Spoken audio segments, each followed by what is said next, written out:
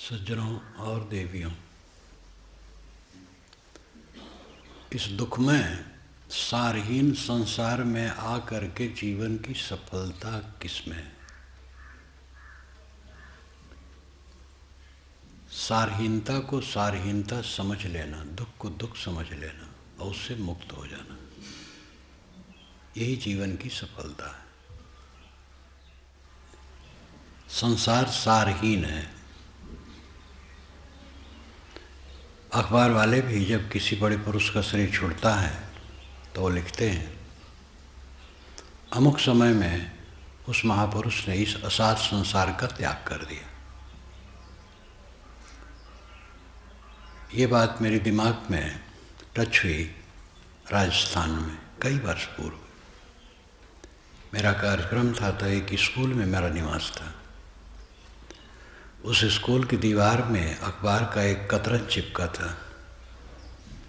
उसमें छपा था, कोई नेता बड़े मरे थे।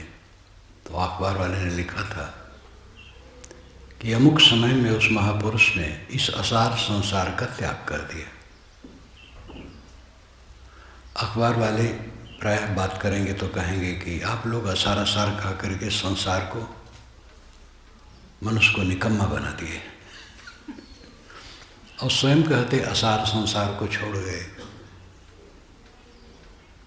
लिखिया पढ़िया लोग एकांगी बात करते हैं। जो साधन में उतरेगा वो उसको पता लगेगा। संसार सारहीन है, इसमें दो राय नहीं। लेकिन इसका मतलब नहीं कि संसार का काम नहीं करना है। संसार में शरीर है, खाना पीना चाहिए, कपड़े लत्ते चाहिए, निवास चाहिए। और लोगों के बीच में जो हम रहते हैं और हमारे लिए लोग जिम्मेदारी निभाते हैं, उनके लिए भी जिम्मेदारी निभाना चाहिए। और अगर कोई दुखी जीव है, हमारी शक्ति चले तो कुछ सेवा करना चाहिए। तो काम धाम करने के लिए ज्ञानी नहीं रोकता। ज्ञानी स्वयं भी जीवन भर काम करता है। लेकिन लोग मान बैठे हैं संसार को असार समझोगे तो निकम्मे हो जाओगे, और संसार को सार समझने वाले सब बड़े सकम्मे हैं। संसार सारहीन है, इसमें दो राय नहीं। और अंत में पता लगता है तब कुछ कर नहीं सकते। पहले पता नहीं लगता है क्योंकि घोर अहंकार का नशा चढ़ा है, देहाभिमान का घोर अहंकार। और इसके गुण, कर्म, स्वभाव, उपलब्धियां, धन, दौलत, पद, प्रतिष्ठा, ये सब का अहंकार जो कि सब झूठ है, थोड़े दिन के लिए है और उपयोग के लिए है। हमारे में अगर बुद्धि तेज है तो उससे हम सेवा करें, शरीर का बल है तो सेवा करें, विद्वान है तो सेवा करें, ज्ञानी है तो सेवा करें, धन है तो समाज की सेवा करें। कोई भी उपलब्धि है, किसी पद पर गए हैं तो उस पद से समाज की सेवा करें। पद एक सेवकाई की जगह है, पूरा जीवन ही सेवकाई की जगह है। उपलब्धियों द्वारा हमें सेवा करनी चाहिए समाज की। उपलब्धियों का अहंकार तो घोर अविवेक है। आदमी घोर अविवेक में जीता है। दुख कहाँ से पैदा होता है? हमारे दोष से। दुख और दोष ये कारण कार्य संबंध है। दोष कारण है, दुख कार्य है। हमारे में जितना दोष घटता जाता है, दुख घटता जाता है। पूरा दोष जब शून्य हो जाता है तब दुख शून्य हो जाता है इंसान। और दोष बड़े प्यारे हैं। काम, क्रोध, लोभ, मोह, राग, द्वेष, ये बड़े प्यारे हैं। इनको हम छाती पेटे लगाए रखना चाहते हैं। और ये सब का बाप अहंकार और प्यारा है। अहंकार महाप्यारा है और इससे हम और सड़ते हैं। अहंकार को विसर्जित करो, दोष को विसर्जित करो। आपको किसी ने दुख दिया है, ये बड़ी गलत धारणा है। आपने अपने को दुख दिया है, आपका दोष आपको दुख देता है और दोष आपने बनाया है। इस सपने के संसार में रह करके हम इस सबको सच माने बैठे हैं। कब तक सच है? सब क्षणिक क्षणिक क्षणिक सब भागा जा रहा, कुछ स्थिर नहीं। जिस शरीर का बड़ा गर्व है आजकल में सड़ेगा या जलेगा या गलेगा या चील गीत का हार होगा, पानी में पड़ेगा, सड़ेगा, जमीन में गाड़ा जाएगा, वहाँ सड़ गल जाएगा, आग में रखा जाएगा, जल जाएगा, और जमीन पर पड़ा रहेगा तो चील गीत खा लेंगे। ये होना है। कोटिन जतन करो यह तन की अंत अवस्था थूरी। कोटिन जतन करो इस शरीर को रखने के लिए, अंत अवस्था इसकी धूल होनी है। दुख रहित होकर के जीवन बनाना जीवन की सार्थकता है और ये काम बहुत सरल है। धनी होना सरल नहीं है। धनी होगे, धनी होना सापेक्ष है। जितना धनी होगे उससे धनी है तो आप निर्धनी हो जाओगे इनके सामने। करोड़पति हो जाओ तो अरबपति के सामने छोटे हो, खरबपति हो जाओ तो पद्मपति के सामने छोटे हो। तो ये जो धनी होना है ये हमारे बस में नहीं है, अपूर्ण रहेगा। विद्वान होना, एक से एक विद्वान है। बुद्धि तेज होना तो और तेज बुद्धि वाले हैं, उसमें भी निरपेक्षता नहीं है। शरीर बड़ा लंबा चौड़ा गोरा चगड़ा तो उससे भी और मिल जाएंगे, तब हम छोटे हो जाएंगे। अहंकार को चूर्ण करने के लिए कहानियाँ पुराणों में गढ़ी जाती हैं। बचपन में मैंने एक कहानी पढ़ी थी पुराण में कि ब्रह्मा को अहंकार हुआ कि मेरे 4 सिर हैं और 8 हाथ हैं। तो एक हवा आई और उनको उड़ा ले गई, ऊपर लोक में ले गई। तो उस लोक में 8 मुख और 16 हाथ वाले ब्रह्मा थे, तो 4 मुख वाले का अहंकार चूर्ण हो गया।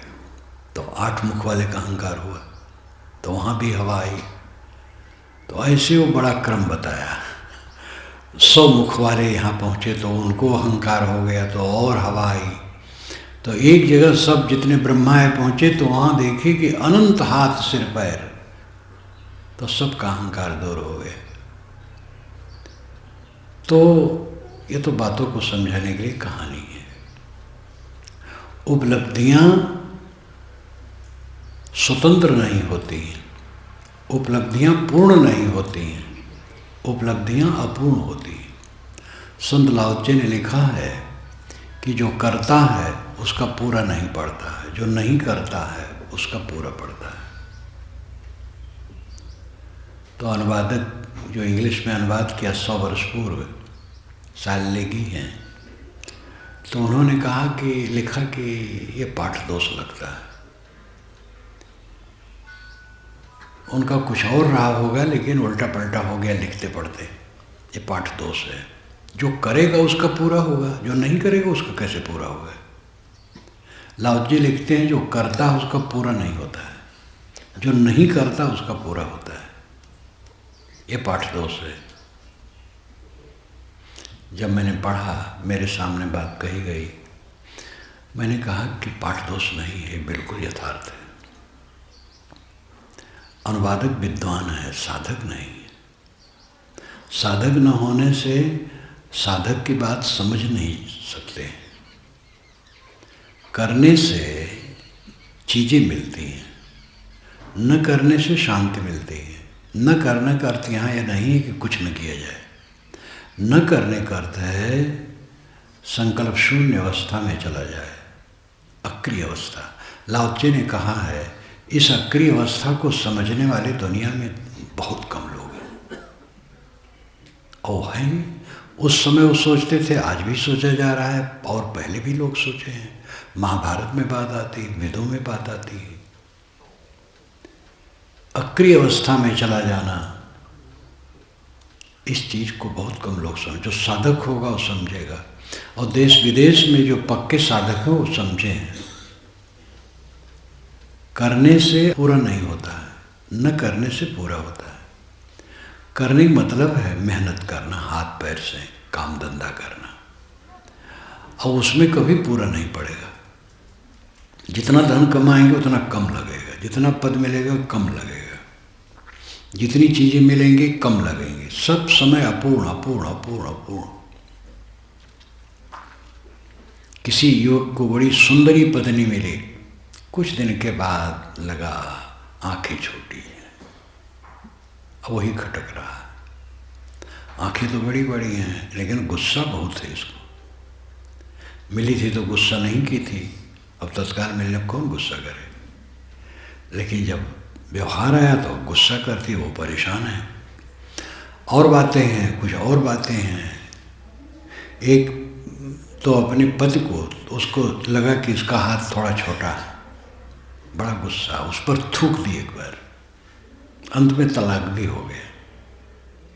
और लड़का ग्रेजुएट, अच्छा अफसर, बहुत बढ़िया लड़का, बहुत क्लांत हुआ वो, तलाक हो गया उससे, फिर दूसरी शादी की, बड़ा दुख हुआ।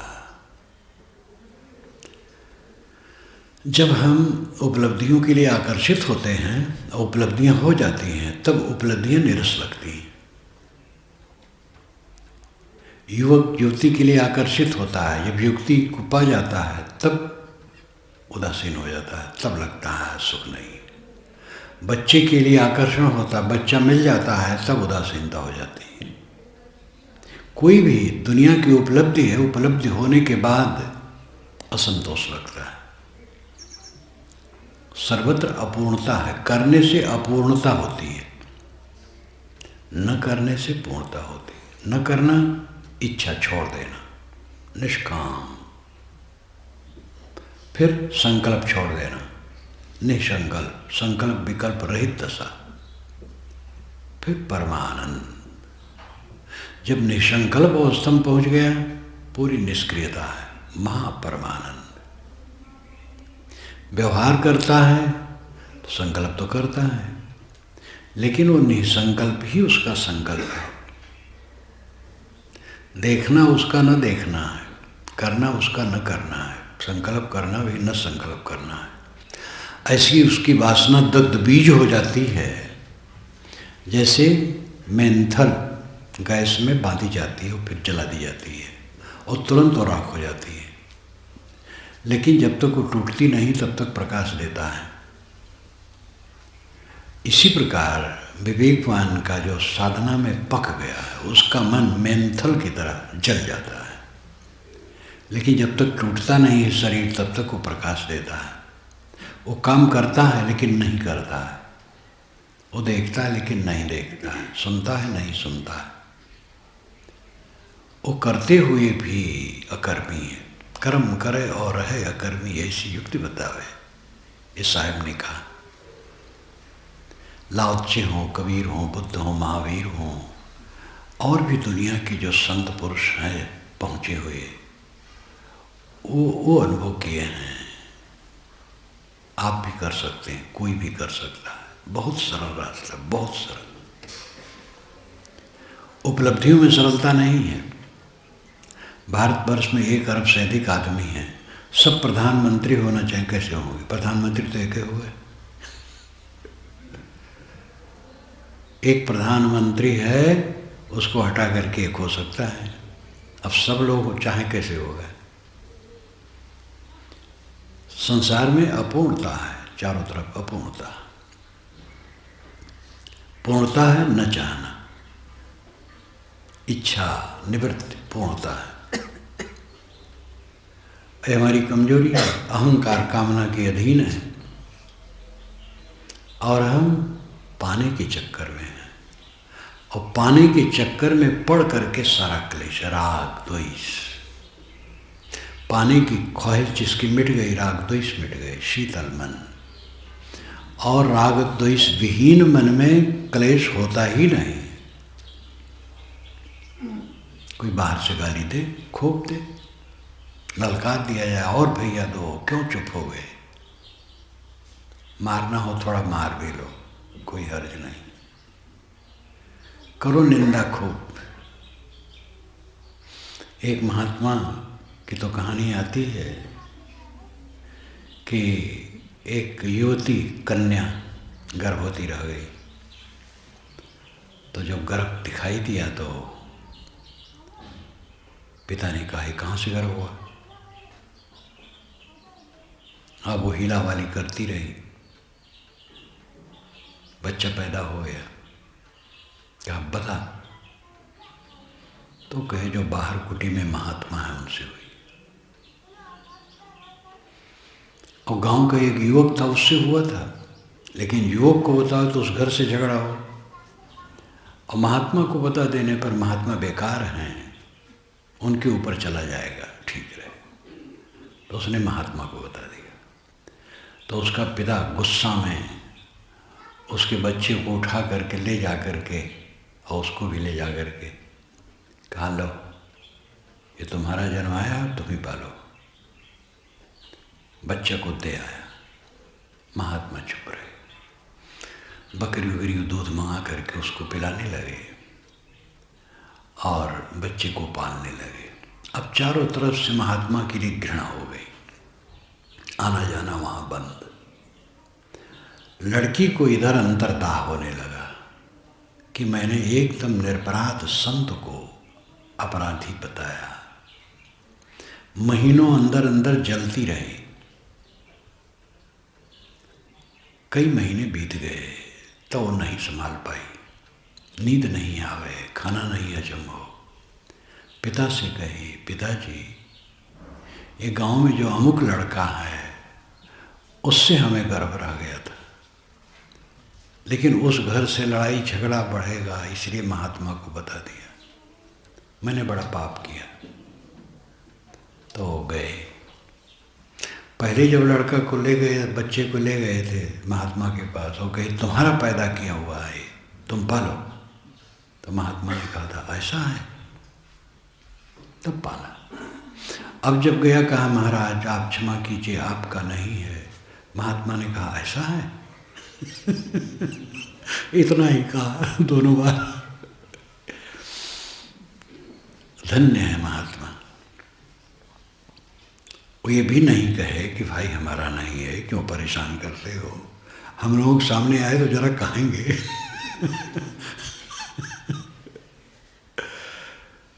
तो कोई हमें दुख कैसे दे सकता है? गाली दे सकता है? किसी गाली देने से हम दुखी क्यों होंगे? अपमान कर सकता है, निंदा कर सकता है, उससे हम दुखी क्यों होंगे? भरी सभा में हमें कोई गाली दे सकता है, दे, बहुत बढ़िया। सभा में हमें गाली होगी तो सभा वाले हमसे विमुख हो जाएंगे, तो हमारा क्या नुकसान होगा? हमसे सब विमुख हो जाए इसी में अच्छा है। एक जगह ज्योत जलती है, पतंगे उसमें जा रहे हैं। एक दयाल ने पर्दा बांध दिया बीच में। अब पतंगे उधर जा नहीं पाते तो बड़े गुस्सा में कि हमारे प्यारे से वियोग करा दिया किसी ने कपड़ा बांध करके। लेकिन वो तो दयालु है, हम तो पतंगे हैं मान बढ़ाई के। अगर हमारे मान बढ़ाई कोई खंडित कर दिया तो दयालु है, हम गुस्सा क्यों करें? अपने अहंकार को गला दो, परमानंद। और कोई भी पहुंचा है इसी रास्ते से पहुंचा है, दूसरा रास्ता नहीं। साधकों का जीवन देखो, पढ़ो, तब पता लगता है। सबके सामने है, लेकिन महापुरुष एक आदर्श हो जाते हैं, सबके लाइफ में होते हैं। मैंने संतों का जीवन पढ़ा है, उसमें देखा विशाल देव एक ऐसे सिद्ध संत थे, उनको निकट से देखा है। साल में 2 बार उनके पास कम से कम जाता था, 3 बार भी हो जाता था। और जाता था 4-6 दिन 8 दिन रहता था, और जाते ही अंतरंग हो जाता था। उनके उठते बैठते, जलपान करते, लेटे, बाहर घूमते, साथ रहता था, और बातचीत चलती थी खूब। मौन भी साहब रहते तब भी बैठा रहता था,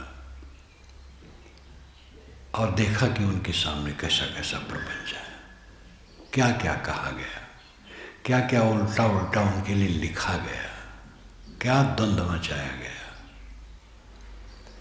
तो ये संसार ऐसा ही है, और इसमें माख नहीं करना चाहिए, दया करनी चाहिए, उन लोगों की व्यवस्था समझनी चाहिए। वो मजबूर है सब अपने स्वभाव में, दया के पात्र हैं। जो हमें गाली देता है दया का पात्र है, अपने स्वभाव से मजबूर है, करे क्या। संसार विविधता भरा हुआ है। पहले तो ये समझ लेना चाहिए कि जिस संसार में हम रह रहे हैं द्वंद्वात्मक है। मार्क्स ने भौतिक द्वंद्ववाद सिद्धांत रखा है। जितनी राजनीतिक पार्टियां हैं, किसी के पास दर्शन नहीं है मार्क्स के अलावा। चाहे कांग्रेस हो, चाहे भाजपा हो, चाहे और हो, सबकी राजनीतिक पार्टी है, दर्शन नहीं है। दर्शन मार्क्स का है। उसने मार्क्सवाद, जो मार्क्सवाद है, मार्क्स ने चलाया, भौतिक द्वंद्ववाद उसका दर्शन है। भौतिक द्वंद्ववाद, भूत जड़ तत्व, जड़ तत्व द्वंद्वात्मक है। हर तत्व दूसरे तत्व से विरोधी है। विरोधी होने से रचना होती है, सम हो तो रचना नहीं होगी। ऑक्सीजन से जल नहीं बनेगा, हाइड्रोजन से नहीं बनेगा। दोनों विरोधी हैं तब जल बनता है। ऑक्सीजन प्राणपद, हाइड्रोजन प्राणनाशक, दोनों मिलकर के जीवनदायी जल। आग, रुई, तेल परस्पर विरुद्ध है, तीनों मिलकर के प्रकाश संपादित होता है। स्त्री से बच्चे नहीं होते, पुरुष से बच्चे नहीं होते। स्त्री पुरुष विरोधी अंग के हैं तो बच्चे होते हैं। सारा संसार विरोधात्मक है। विरोधात्मक न होता संसार होता ही नहीं, और उस संसार में हम रह रहे हैं। पहले ख्याल करो, दर्शन देखो, सिद्धांत देखो, तत्व देखो। कहाँ रह रहे हो? वहाँ रह रहे हो जहाँ सभी मनुष्यों के विचार अलग हैं, संस्कार अलग हैं, गुण कर्म अलग हैं, स्वभाव अलग है, योग्यताएं अलग हैं, प्रारब्ध अलग है, रचनाएं अलग हैं, सब अलग है। उस संसार में रह रहे हो। वहाँ ये कैसे चाहते हो कि तुम्हारे मन के अनुसार सब रहे? क्यों नहीं अपने मन को ऐसा बना लेते हो कि जैसा रहे वैसा मंगल? अपने को क्यों नहीं रगड़ डालते हो? दूसरे को रगड़ करके पार पाना चाहते हो? दूसरे को रगड़ करके कोई पार पाया है? दूसरे को तो जितना रगड़ोगे झगड़ा बढ़ेगा। अपना हार जाओ, बस जीत जाओ। हारा सो हरि को मिले, जीता जमपुर जाए। संतों ने कहा है, लाओ त्से ने भी कहा है, और संतों ने कहा है। कुछ दार्शनिक, सैद्धांतिक और सांप्रदायिक धारणाएं अलग अलग होती हैं, उसके विवेचन अलग अलग होते हैं, लेकिन मौलिक बातें जो होती है उसमें अलग अलग नहीं होते हैं। उसमें सबका सिद्धांत एक होता है। इसमें भी सबका सिद्धांत एक है कि मर के अमरता मिलेगी। साधारण तो सब मर रहे हैं, उसमें कुछ मतलब नहीं है। मर के मतलब अहंकार मार कर, सिर झुका करके ऊपर उठ सकते हो। सिर ऊपर करोगे ऊपर नहीं उठ पाओगे। सिर झुका लो, नम्र हो जाओ, मर जाओ। मरो मरो हो गोरख मरण है मीठा। गोरखनाथ महाराज ने कहा, वो भी हठ जोगी थे, महान पुरुष थे गोरखनाथ। मरो मरो हो गोरख मरण है मीठा। दोष देना बंद करो, दूसरे का दोष देना बंद करो। जब दूसरे का दोष दिखाई न दे तब कल्याण होगा। और हम तो दूसरे के दोष में जल रहे हैं, दूसरे की बुराइयों में जल रहे हैं, अपनी बुराइयां सुरक्षित जल रहे हैं उसी में, दूसरे पर केवल ऑब्जेक्शन करते हैं। दूसरा तो जैसा है वैसा रहेगा, क्या किया जाएगा, जैसा जो समझता है करता है। सब दया के पात्र हैं, सब प्रेम के पात्र हैं। पराया यहाँ कोई नहीं है, अपना कोई नहीं। अपना पराया एक व्यवहार है और अपना पराया कुछ नहीं। कौन अपना है, कौन पराया है? कुछ दिन के बाद कौन साथ में रहेगा? अभी भी कौन साथ में है? जितना साथ होता बदल जाता। भिलाई में थे, वहाँ के जितने लोग मिले यहाँ कोई नहीं। साथ वाले थे वही आए। साथ में एक लड़का और था, बरसात चला गया सुबह, रात ही में कहा साहब 5 बजे चला जाऊँगा। हम कहे भैया चले जाओ, चलने की जगह है संसार। कौन साथ रहेगा?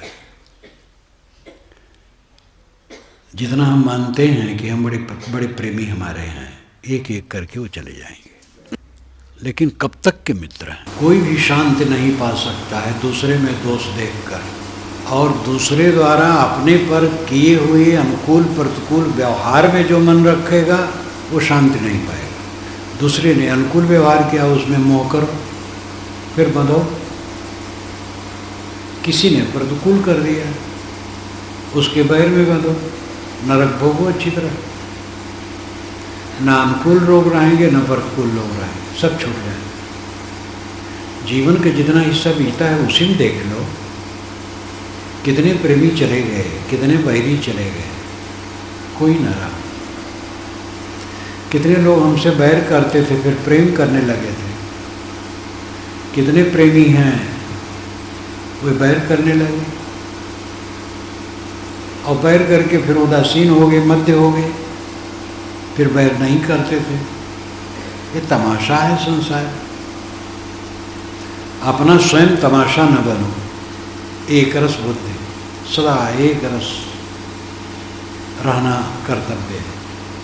एक रस वृत्ति जीवन की ऊंचाई है।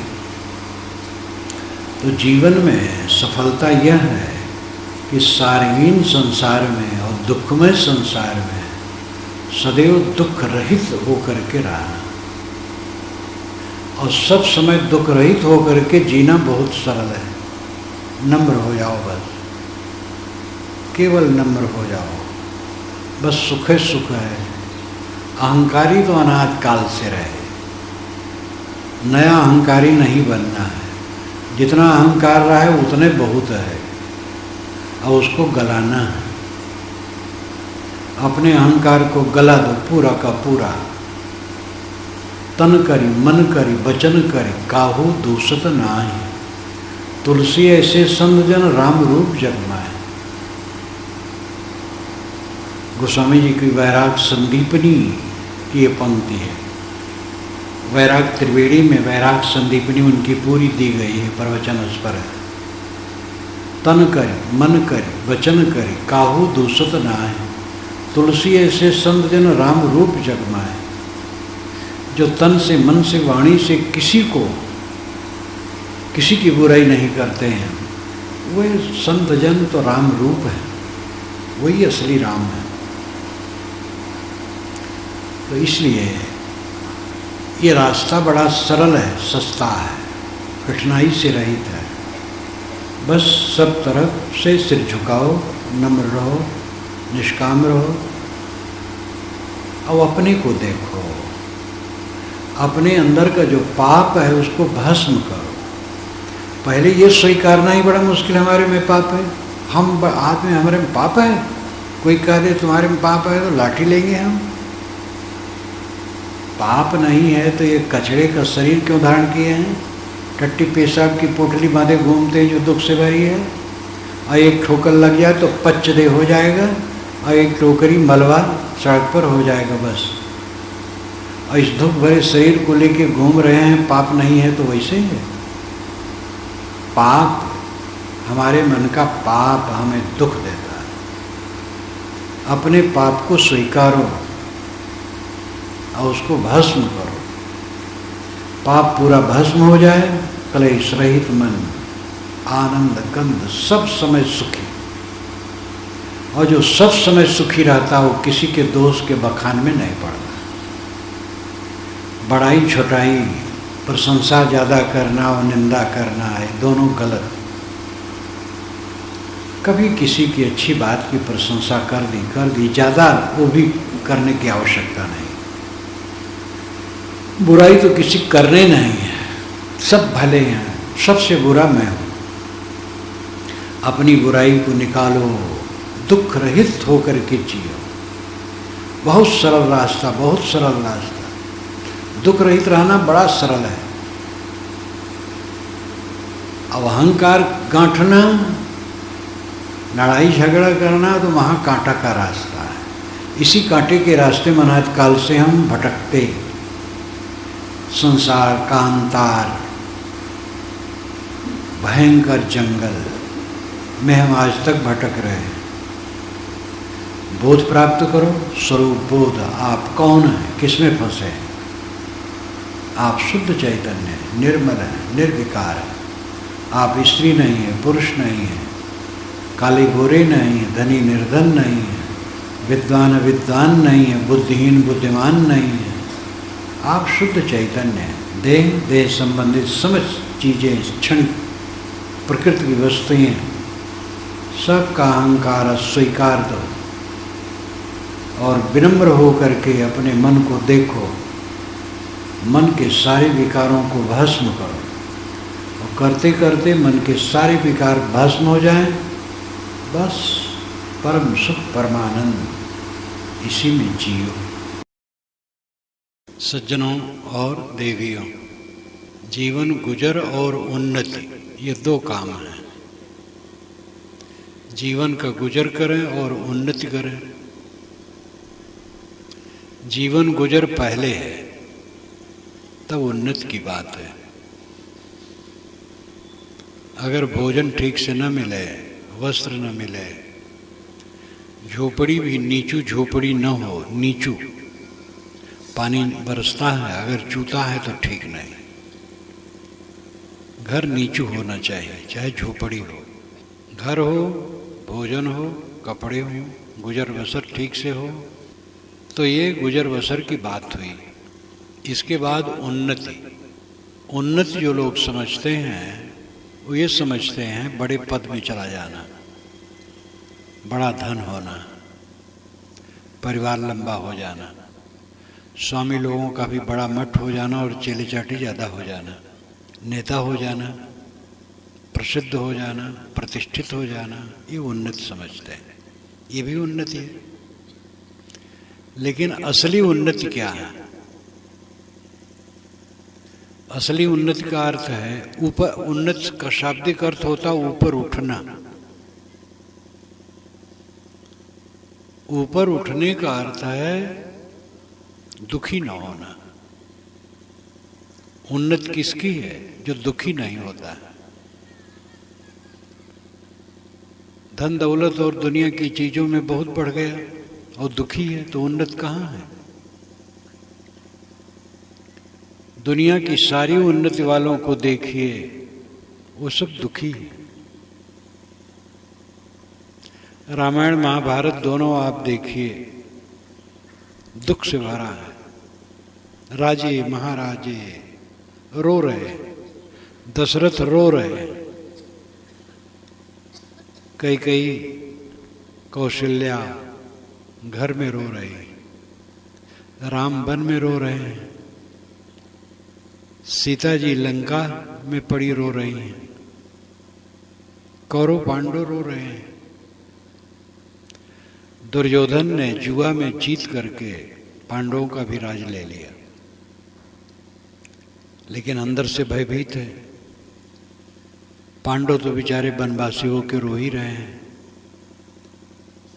अवंत में पूरा कौरव वंश कट गया, पांडव वंश भी काफी कट गया। कौरवों में रोने वाले धृतराष्ट्र गांधारी रहे, वो भी दावाग्नि में जल के मर गए। युधिष्ठिर जीवन भर रोते रहे, जो पाप कर्म हुआ था उसको लेकर उनका चित्त जलता रहा। रामायण महाभारत दो हमारे महाकाव्य हैं, और राजी महाराजी के चरित्र हैं, उनको देखो सुखी कौन है। ये बड़े बड़े उदाहरण हैं, इनको छोड़ दो। अपने गांव में, शहर में देख लो धनियों को, कितने सुखी हैं। चीजें हैं, बाहर से दिखता है। सुख और दुख का अनुभव मन से होता है, ये गुप्त चीज है। फटे कपड़े में हो, साधारण झोपड़ी में हो, अगर उसका मन आनंदित है तो सुखी है। और चमकते हुए महल में हो और खूब साज सज्जा से हो, मन पीड़ित है तो सुखी कहाँ होगा।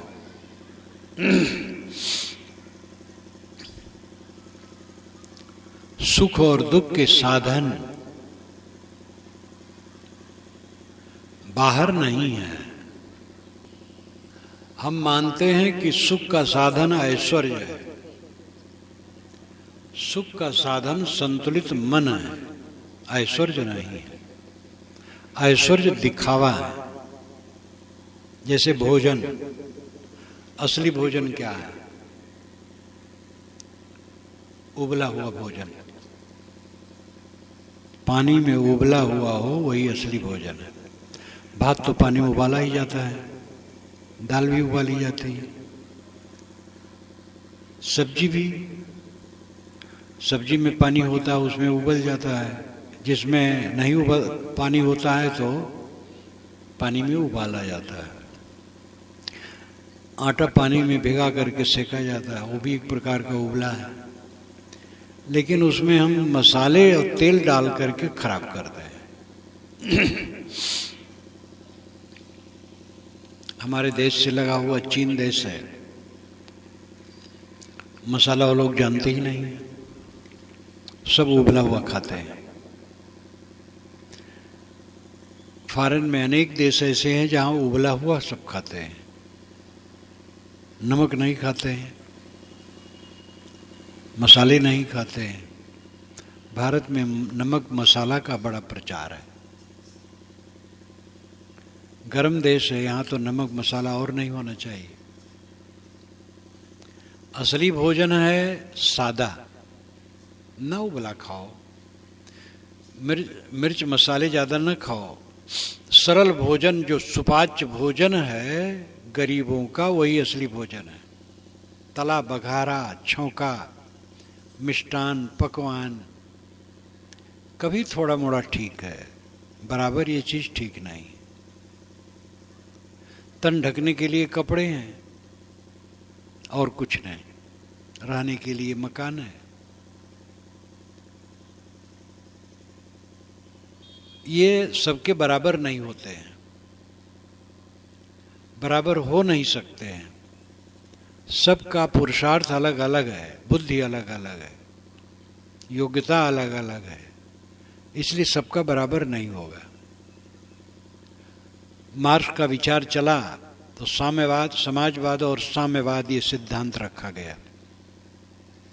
समाजवाद का अर्थ है योग्यता के अनुसार लोगों को काम देना और काम के अनुसार दाम यानी मजदूरी देना, ये समाजवाद है। साम्यवाद है योग्यता के अनुसार काम देना और आवश्यकता के अनुसार दाम देना। समाजवाद तो आया, साम्यवाद नहीं आ पाया। रूस में साम्यवाद लाने की चेष्टा थी, लेकिन तब तक समाजवाद भी टूट गया। पूरी दुनिया में समाजवाद साम्यवाद की लहर आई। मार्क्स ने ऐसा आंदोलन किया, अब आंदोलन सच था लेकिन सफल नहीं हुआ। चीन में चल रहा है लेकिन वहाँ भी बदल रहा है। बहुत दिन तक वहां भी नहीं रहे, क्योंकि जबरदस्ती दबाना पड़ता है लोगों को। साम्यवाद समाजवाद जरूरी है, लेकिन जिस ढंग से प्रयोग किया गया वो ढंग बहुत दिन तक चलने वाला नहीं था। अपने परिवार में आप सबको दबा करके, मुंह बंद करके समाजवाद लाना चाहें, कब तक लाएंगे?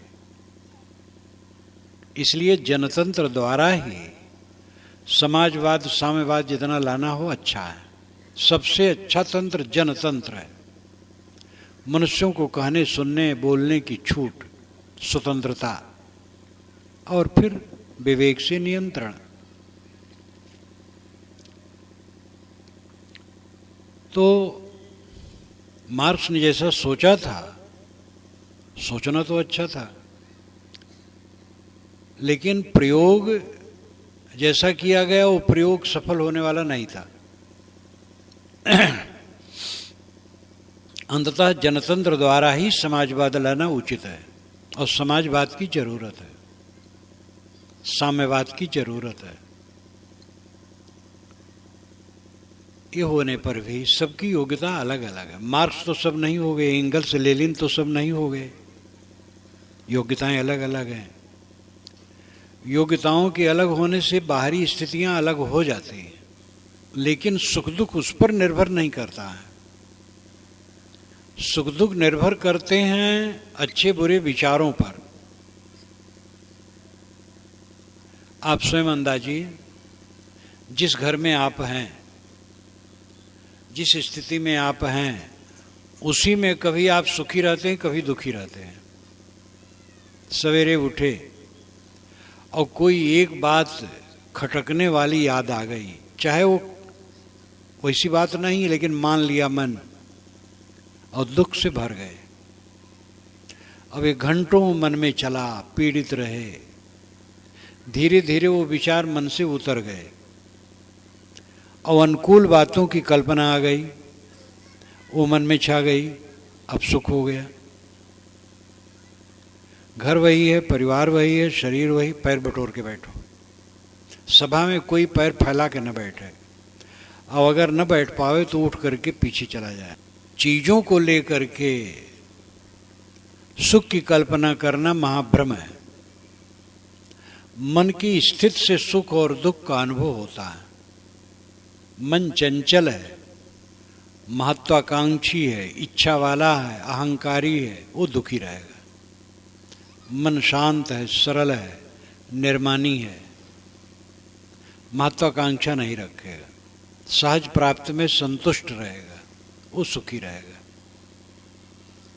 अहंकार जितना बढ़ा चढ़ा होगा, जलन उतनी होगी। अहंकार जितना कम होगा, जलन कम होगी। जब पूरा अहंकार समाप्त हो जाता है तो चित्त में क्लेश नहीं रहता है। लेकिन ये एक लागे नहीं होता है। पहले तो समझना चाहिए, समझ करके वैसी साधना करनी चाहिए। साधना करते करते ऐसी दशा आती है कि धीरे धीरे अहंकार घटता है, और जितना घटता उतना आदमी सुखी होता है। जो सौभाग्यशाली अपने मन के अहंकार को पूरा का पूरा मिटा देता है, वो परम शीतल हो जाता है।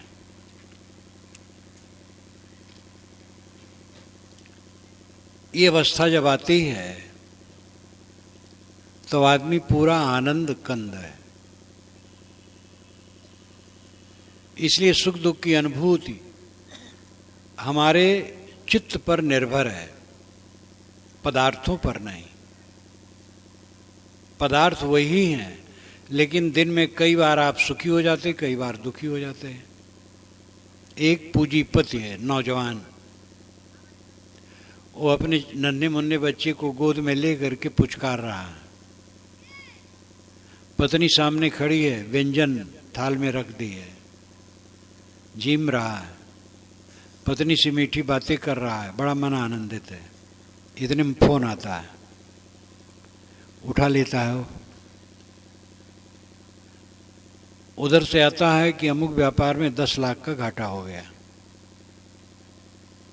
अब उसको न पत्नी अच्छी लगती है, न पुत्र अच्छा लगता है, न भोजन अच्छा लगता है। मस्तक पर पसीना आ गया, हाथ धो करके बिस्तर पर लेट गया, मन बेचैन हो गया। चीजों की कमी नहीं है, लेकिन मन दुखी हो गया। इतने में फिर घंटी बजती है, उठाता है। मैनेजर कहता मुझसे गलती हो गई, मुनाफा हुआ है, बस मगन हो गया। कैसा है मन?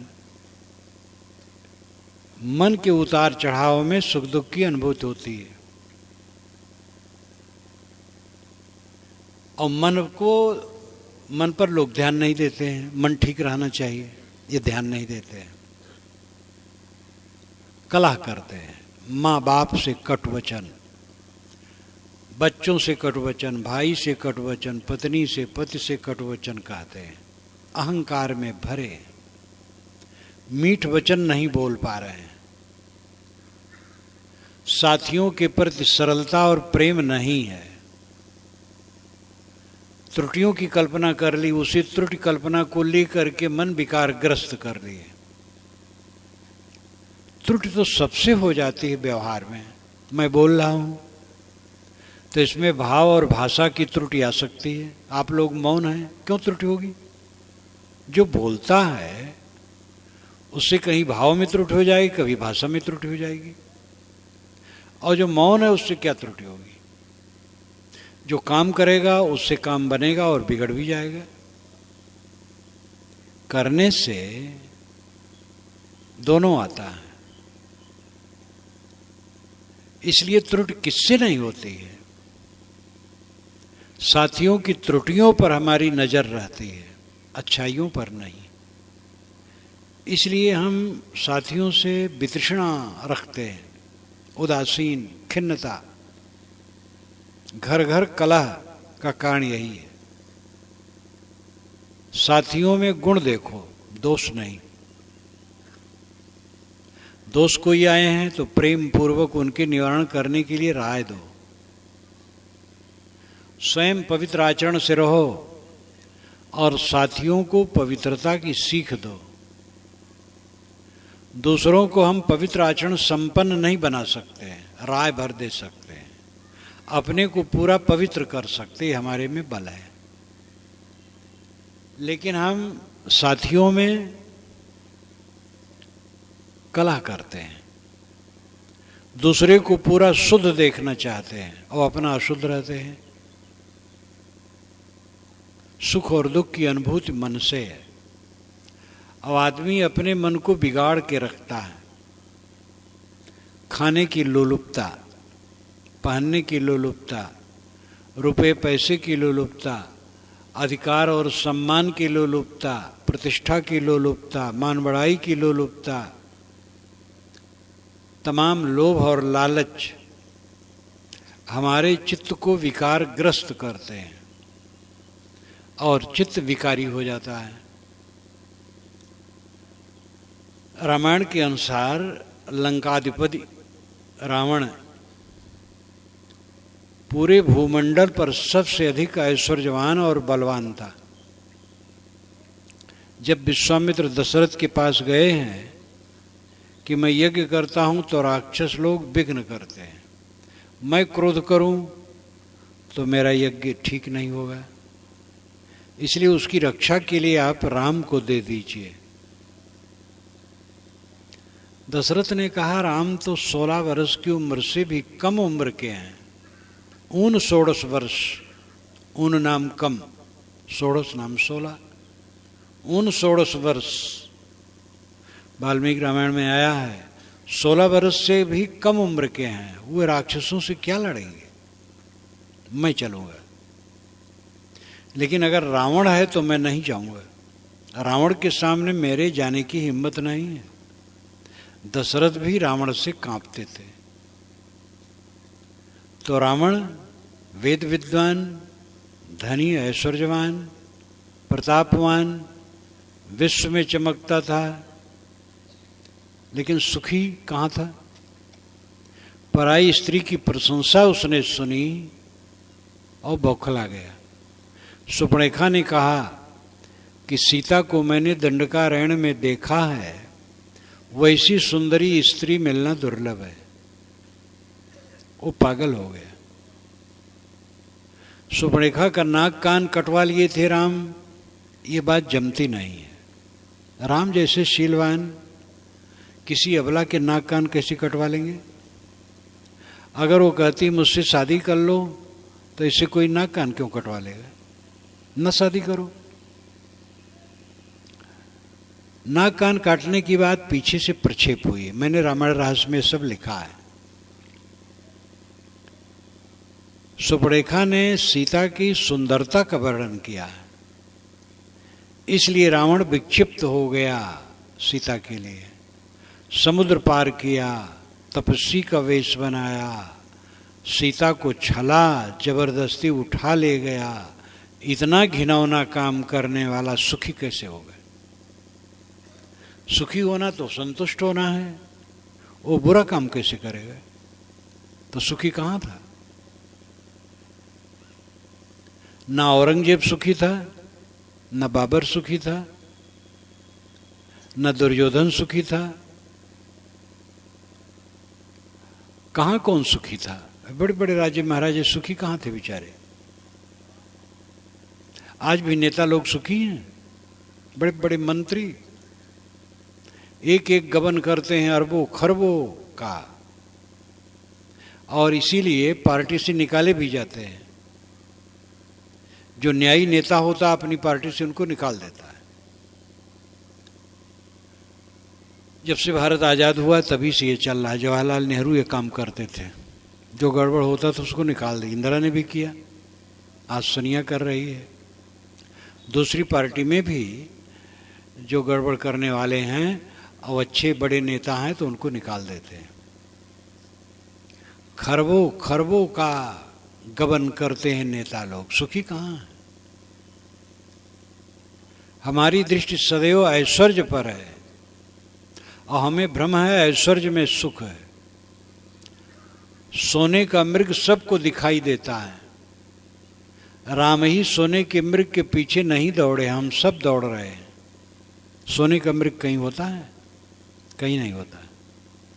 और राम दौड़े और धोखा खाए और दुख पाए। हो सकता है राम के विषय में केवल रूपक हो, लेकिन हम लोग तो दौड़ रहे हैं सोने के मृग के पीछे। अगर पदार्थों में सुख की कल्पना है तो सोने के मृग के पीछे दौड़ना है। सबसे ज्यादा आकर्षण है स्त्री और पुरुष के शरीर में। स्त्री और पुरुष का शरीर क्या है? हाड़ का ढांचा, टट्टी पेशाब, रक्त, नसें, मांस अंदर में भरे, ऊपर से चाम लपेटा, और अनेक मानसिक पीड़ाओं से घर भरा हुआ एक सुंदर युवक या सुंदर युवती। सुखी है वो? सुखी हो तो तृष्णा क्यों पड़े रहे? जिसके लिए हमें सबसे बड़ा आकर्षण है स्त्री पुरुष के शरीरों में, वो सुख कहाँ है? भ्रम है। अविद्या अज्ञान के मिटे बिना कोई सुखी नहीं हो सकता है। सब जीव अविद्या ग्रसित हैं, अज्ञान ग्रसित हैं। वे दुख को सुख मानते और सुख को दुख मानते। भोग दुख है उसको सुख मानते हैं, त्याग सुख है उसको दुख मानते हैं। भोजन करते समय थोड़ा खाना चाहिए, ये कठिन लगता है। जम के खाने में आनंद आता है और फिर तकलीफ भोगते हैं लोग। ये तो रात दिन देख लो, खाने बैठो, लालच लगता और खा लें और खा लें, जम के खा लिए, फिर घंटों परेशान हो रहे हैं। और जो खाते समय त्याग रखा, संयम से खाया, थोड़ा खाया, वो सुखी रहेगा। आजकल घड़ी में बैटरी डाल दी जाती है, साल साल घड़ी चलती है। छोटा सा मसाला का टुकड़ा घड़ी में डाल दी गई, साल भर चलती है। वो घड़ी एक खुराक खाती है, एक खुराक केवल साल भर में। हम लोग तो दिन भर में 3-3 बार खाते हैं, तो ज़्यादा क्यों खाएं, थोड़ा थोड़ा खाएं। लेकिन लालच तो दुख देता है। हर जगह सोने के मृग के पीछे आदमी भाग रहा है। सोने का मृग क्या है? पदार्थों में सुख का आभास, पदार्थों में सुख है, स्त्री पुरुष के देहों में सुख है, महल अटारी में सुख है, ऐसा भ्रम। सुख है संतोष में, सुख है विवेक विचार में, संयम में, सुख है सह लेने में। लड़ने में सुख नहीं है, सहने में सुख है। लड़ेगा उसकी शक्ति निरर्थक जाएगी और चित्त कलह में भर जाएगा। किसी ने गाली दी, मैं चुप रहा, मुझे शांति मिली,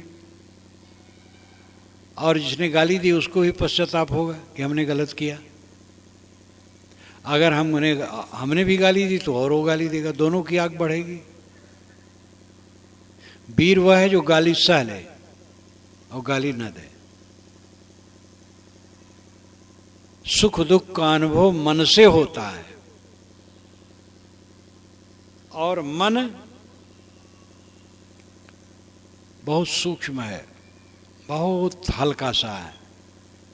मन को पकड़ लो, मन को वश में कर लो, मन को शुद्ध कर लो, मन को निर्मल कर लो, आनंदित हो जाओ। सभी संत मन को शुद्ध करने की राय देते हैं। मन को शुद्ध करना ही सच्चा भजन है। आप राम रहीम कहें चाहे न कहें, मन शुद्ध करें। कोई संप्रदाय में दीक्षा लें न लें, मन शुद्ध करें।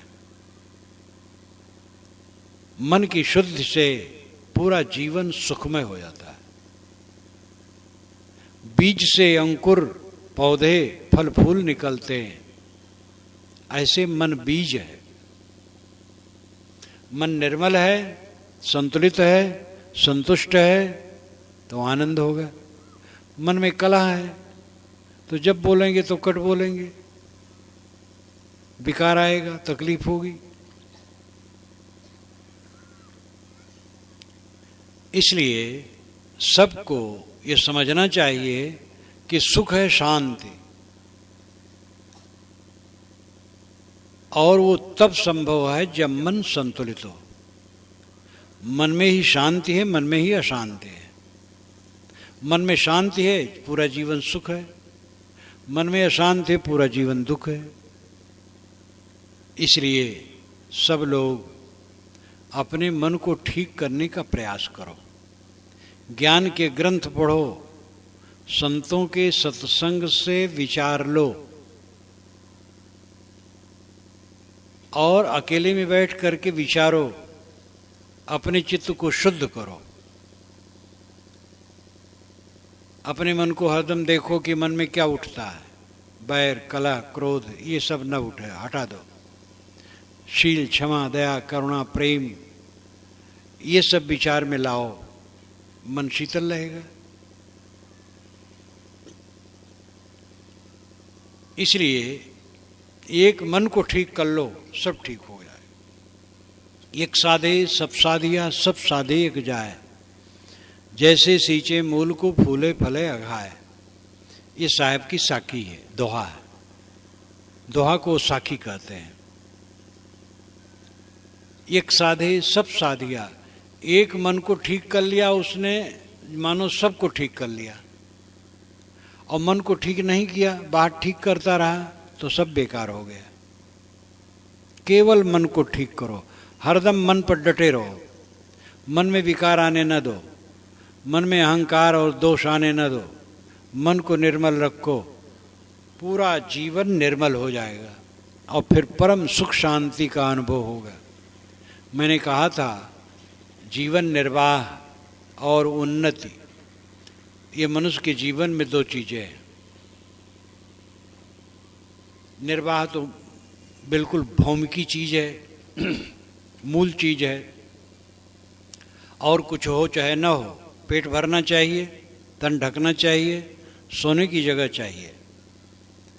इस प्रकार जीवन निर्वाह जरूरी है, इसके लिए सब धंधा करो और उन्नति करो। तो उन्नत में लोग समझते बड़ा महल, बड़ी गाड़ी, बड़ा पद, वो भी अपना महत्व रखता है, लेकिन वो जी को शीतल नहीं कर पाएगा। असली उन्नति है चित्त की निर्मलता, निर्माणता, निष्कामता, पवित्रता, जिससे सच्ची शांति और सुख मिलता है। मैं अपनी वाणी को विराम देता हूँ।